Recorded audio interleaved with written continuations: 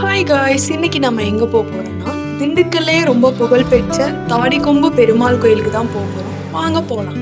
இந்த கோவிலோட ஹிஸ்ட்ரியாக இந்த பகுதி மக்கள் என்ன சொல்கிறாங்க அப்படின்னா, தவளையாக சாபம் பெற்று வந்த ஒரு முனிவர் தன்னுடைய சாபத்தை போக்கணுன்றதுக்காக பெருமாளை வேண்டிக்கிட்டு பெருமாளே நேரில் வந்து அவருக்கு காட்சி கொடுத்து தன்னுடைய சாபத்தை போக்கிட்டு அதே இடத்துல எல்லா மக்களுக்கும் காட்சி அளிக்கிறாரு இது வரைக்கும். இந்த கோயில்ல சௌந்தரவல்லி தாயாரோட சௌந்தரராஜ பெருமாளாக பக்தர்களுக்கு காட்சியளிக்கிறார். இந்த கோயிலோட சிறப்பே தாயார் மண்டபத்துக்கு முன்னாடி இருக்கிற ரெங்க மண்டபம் தான். ஏன்னா அங்க இருக்கிற ஆள் உயர சிற்பங்கள் அவ்வளோ நேர்த்தியா வடிவமைக்கப்பட்டிருப்பாங்க. இந்த கோவில் 16ஆம் நூற்றாண்டுல கிருஷ்ணதேவராயரோட தம்பி அச்சுத தேவராயரால கட்டப்பட்டது. இந்த கோவில்ல இப்ப ரீசெண்டா தான் கும்பாபிஷேகம் பண்ணாங்க. நாங்க அடிக்கடி போற ஒரு கோவில்னு பாத்தீங்கன்னா இந்த கோவில் தான். இந்த கோவில்ல பெருமாள் அவ்வளோ அழகா இருப்பாரு.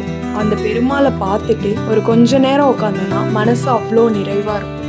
இன்னைக்கு ராமநவமின்றனால கோவில்ல வந்து நிறைய கூட்டமா இருந்தது.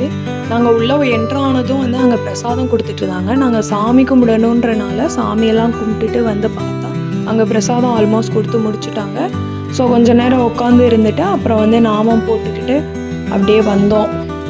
வெளியே வந்து பார்த்தா ரொம்ப கிளைமேட் நல்லா இருந்தது. மழை பெய்ய ஸ்டார்ட் ஆச்சு. கோவிலை வந்து சாத்த போகிறாங்க. ஸோ நாங்கள் வந்து அப்படியே கார் எடுத்துகிட்டு கிளம்பிட்டோம். பைபாஸில் போகிறப்போ ஃபுல்லாக மழை தான்.